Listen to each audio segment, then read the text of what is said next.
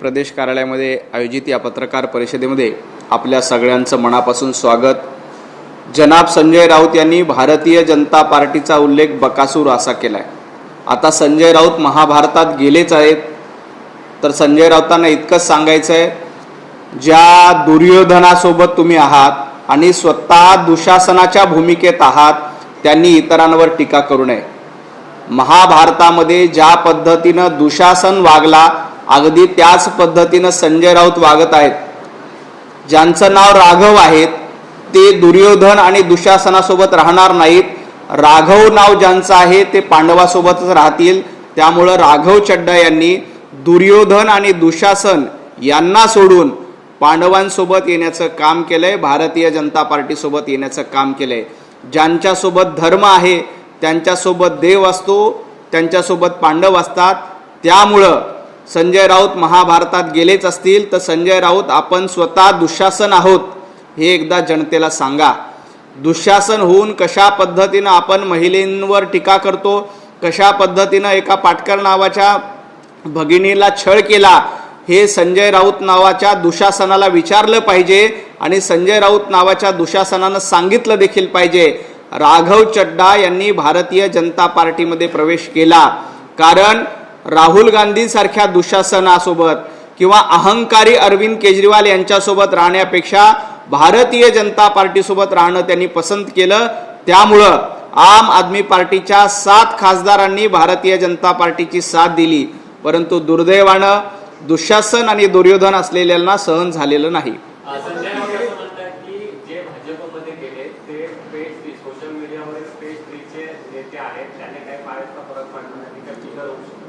ज्या वेळेला राघव चड्डा आणि इतर 7 खासदार आम आदमी पार्टी सोबत होते, इंडिया अलायन्स सोबत होते, तेव्हा ते सेलिब्रिटी होते, तेव्हा ते जनमानसातले नेते होते, मास लीडर होते।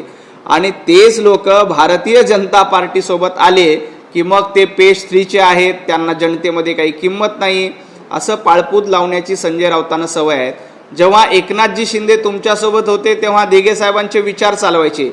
एकनाथजी शिंदे यांनी मूळ विचार घेऊन आपली शिवसेना सुरू केली, आपली शिवसेना पुढे नेली, तेव्हा मात्र एकनाथजी शिंदे यांना काय काय शिव्या दिल्या हे महाराष्ट्रानं बघितलंय। त्यांना गद्दार उल्लेख केला, परंतु संजय राऊतांनी लक्षात घेतलं पाहिजे, हिंदुत्ववादाशी गद्दारी करणारे राऊत आहेत, तर जे भारतीय जनता पार्टी सोबत आहेत राघव चड्डाजी यांनी अरविंद केजरीवालजी यांच्या अहंकाराला कंटाळून, इंडिया आघाडीच्या महिला विरोधी धोरणाला कंटाळून पंतप्रधान नरेंद्र मोदीजींची साथ देण्याचा निर्णय घेतला, भारतीय जनता पार्टीची साथ देण्याचा निर्णय घेतला। ज्या वेळेला ही सगळी लोक इंडिया अलायन्स मध्ये होती तेव्हा सगळी धुतल्या तांदळाची होती, चांगली होती असं तुम्हाला म्हणायचं, तेव्हा ती मास लीडर होती असं म्हणायचं, आणि भारतीय जनता पार्टी सोबत आल्यानंतर लगेच त्यांच्यावर आरोप करायचे। संजय राऊत हे धंदे बंद करा।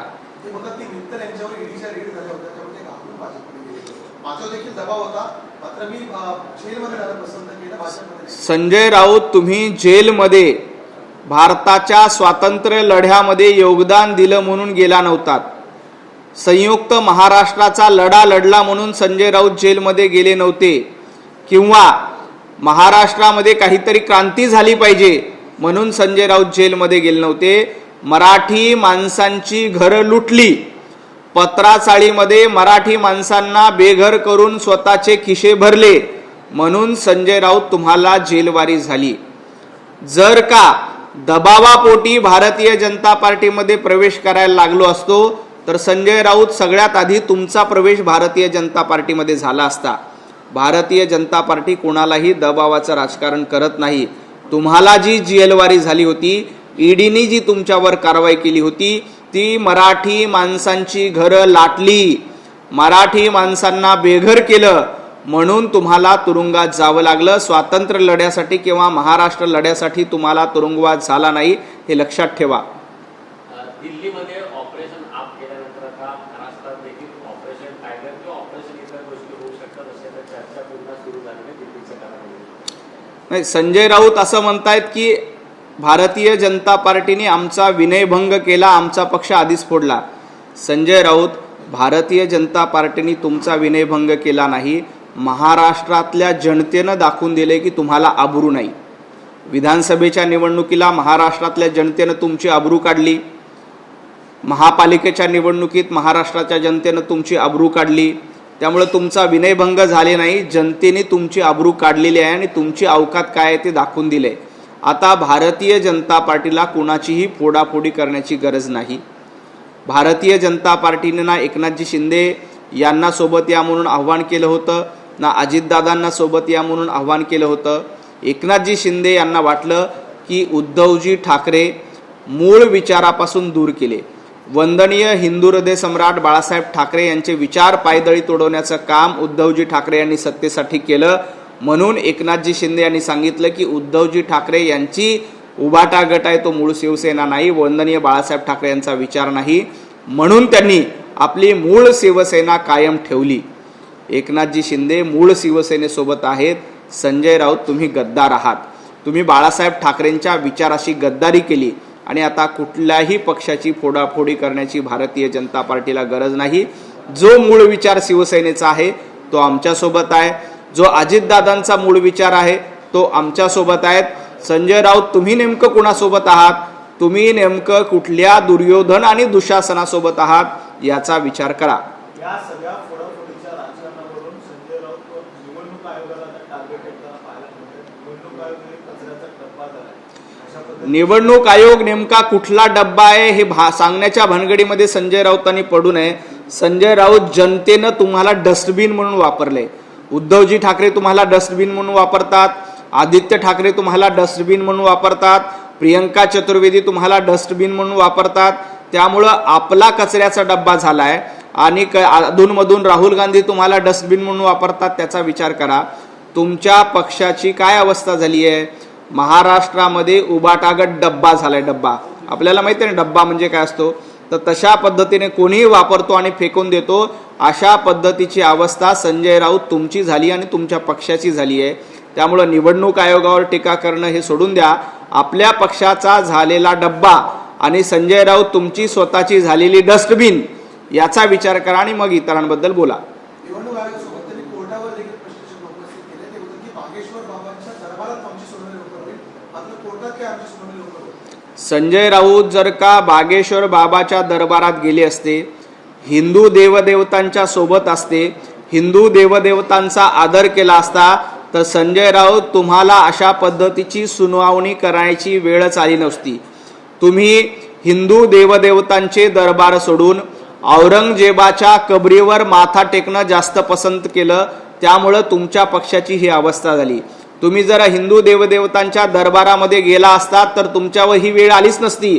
परंतु तुम्ही हिंदू देवदेवतांचा अपमान करायचं आणि औरंगजेबाच्या कबरीवर जाऊन माथा टेकायचा, औरंगजेबाचा फॅन क्लब चालवायचा, म्हणून तुमच्यावर ही वेळ आलेली आहे. म्हणून तुम्हाला कोर्टात जायची वेळ आली आहे. म्हणून तुमचा पक्ष वेगळा झालाय. म्हणून उबाटा गटाची अवस्था ही झाली. हे लक्षात ठेवा. बागेश्वर बाबा असतील किंवा हिंदू देवदेवता असतील त्यांच्याबद्दल आम्हाला अभिमान आहे. परंतु दुर्दैवानं मतांसाठी संजय राऊत तुम्ही औरंगजेबाच्या कबरी समोर माथा टेकत आहात. औरंगजेबाची पिल्लावळ पुढे चालवण्याचं काम करतायत. त्यामुळं तुम्हाला औरंगजेबाचा उदो करावा लागतोय. तुम्हाला बागेश्वर बाबाबद्दल वाईट वाटणार, तुम्हाला हिंदू देवदेवतांबद्दल वाईट वाटणार, कारण तुमचा माथा औरंगजेबाच्या कबरी समोर टेकलेला आहे. भाजपने भारताचा नरक केलाय. ट्रम्प यांचं वक्तव्य सोडून राऊत अशी टीका करतायत. भारतीय जनता पार्टीने भारताचा नरक केला नाही तर भारताचा स्वर्ग करण्याकडे पंतप्रधान नरेंद्र मोदींच्या नेतृत्वात पावलं टाकलायत. भारताचा स्वर्ग म्हणजे काय?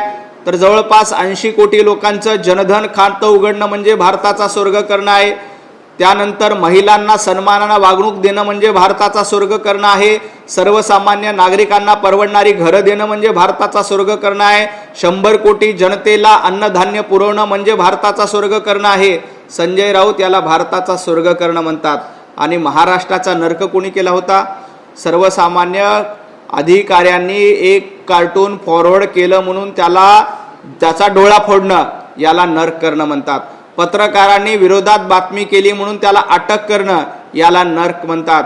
वाझे काय लादेन आहे का म्हणणं याला महाराष्ट्राचा नरक करणं म्हणतात. खिचडीमध्ये घोटाळा करणं याला महाराष्ट्राचा नरक म्हणतात. प्रेतावरच्या टाळूचं लोणी खाण्यासाठी कफनमध्ये देखील घोटाळा करणं याला नरक करणं म्हणतात.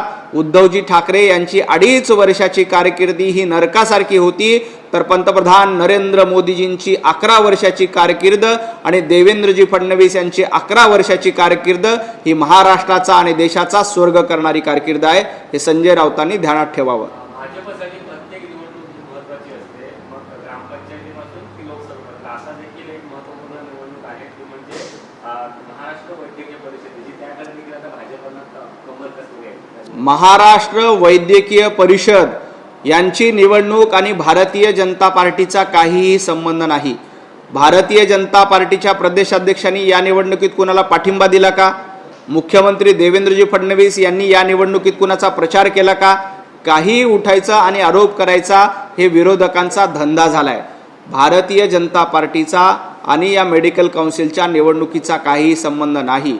अर्थात भारतीय जनता पार्टीचे कार्यकर्ते असलेले काही डॉक्टर या निवडणुकीमध्ये असतील आणि ते त्यांचं काम करत असतील तर त्याच्याशी काही आमचं देणं घेणं नाही. ते कार्यकर्ते म्हणून नाही तर डॉक्टर म्हणून ते काम करतात. आपण बघा, माननीय मुख्यमंत्री देवेंद्रजी फडणवीस असतील, रवींद्र चव्हाण असतील किंवा आमचे भारतीय जनता पार्टीचे कुणीही नेते या निवडणुकीत कुठेही कुणाला पाठिंबा द्या म्हणून गेले नाहीत, कुठेही कुणाचा प्रचार करा म्हणून सांगितलेलं नाही. भारतीय जनता पार्टीचं हे धोरण नाही. डॉक्टरांची निवडणूक ही डॉक्टर त्यांच्या मुद्द्यावर लढतील, त्यांच्या मुद्द्यावर जिंकतील. आमचे काही कार्यकर्ते डॉक्टर असतील तर ते त्या निवडणुकीमध्ये निश्चित उतरतील आणि ते त्या पद्धतीची निवडणूक लढतील.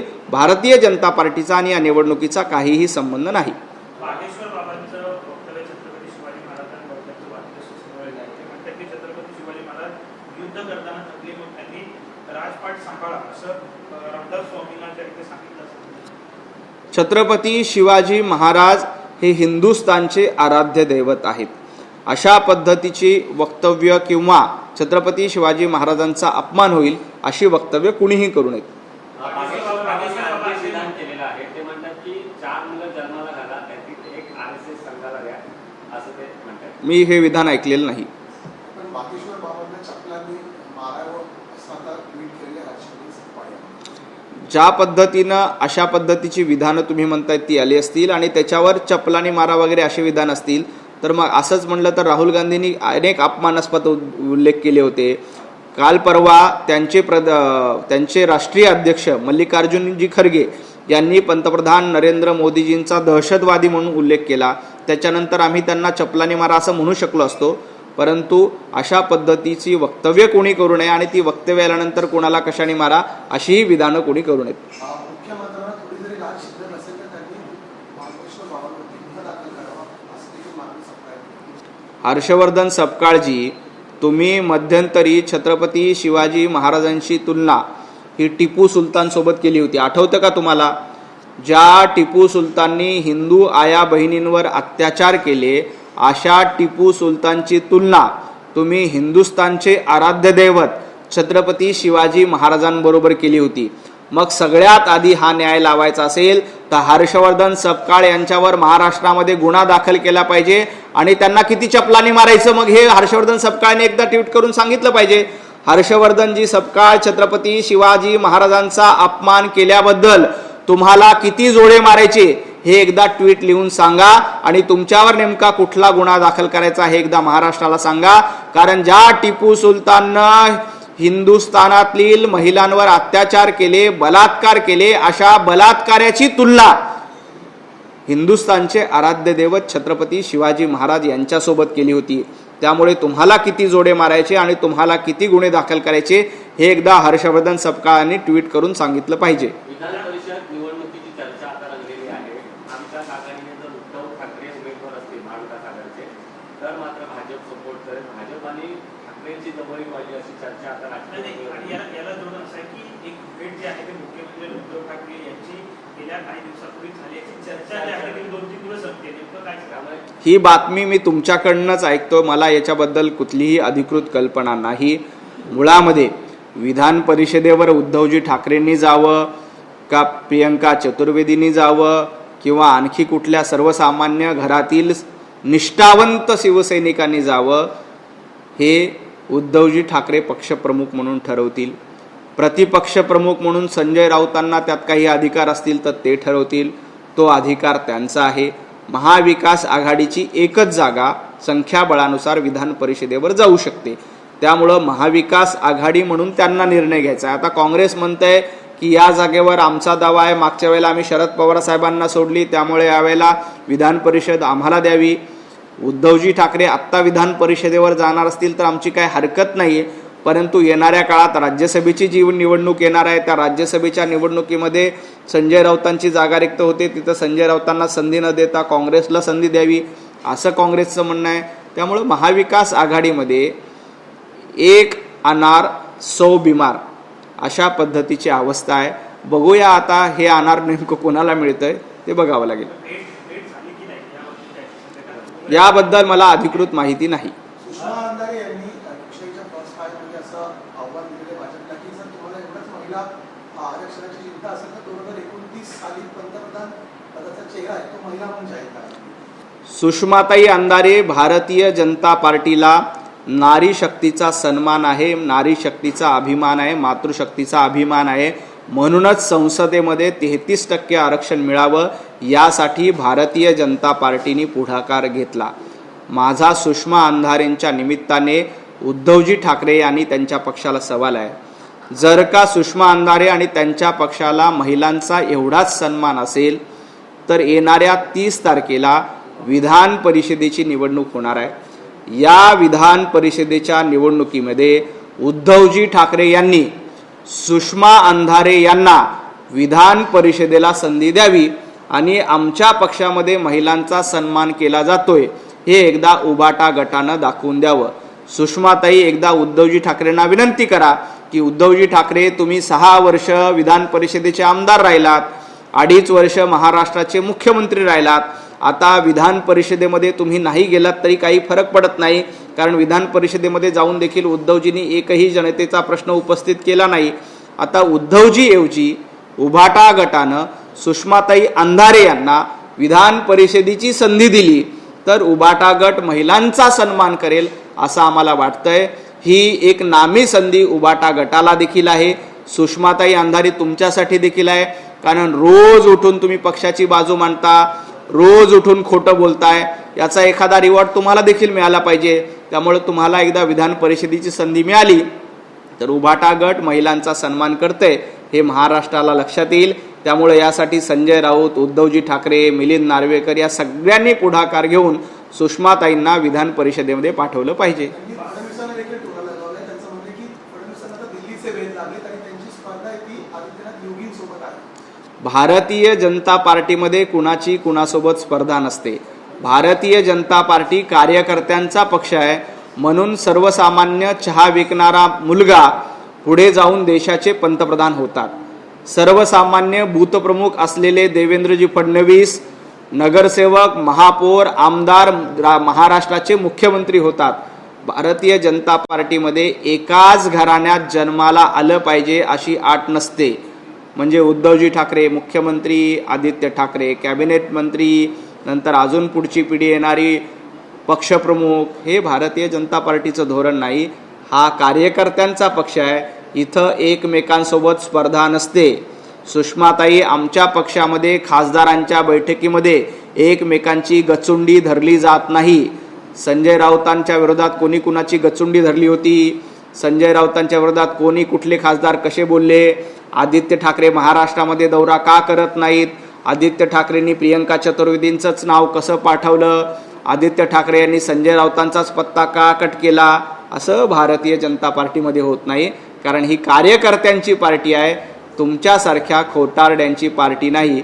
हे सुषमा अंधारेंनी लक्षात ठेवावं. सध्या राज्यामध्ये मराठी आणि हिंदीचा वाद आहे तो मोठा पेटलेला पाहायला मिळतो. इकडे शिवसेनेमध्ये देखील आहे फूट पडलेली पाहायला मिळतो. प्रताप सरनाईक इकडे सक्ती कंपल्सरी म्हणतात तर संजय गुरुवर त्याला विरोध करताना पाहायला मिळतात. तर काल एक राडा देखील झाला. त्यामुळे भाजपची नेमकी भूमिका काय? भारतीय जनता पार्टीची पहिल्या दिवसापासून या विषयात भूमिका स्पष्ट आहे. महाराष्ट्रामध्ये मराठी आलीच पाहिजे.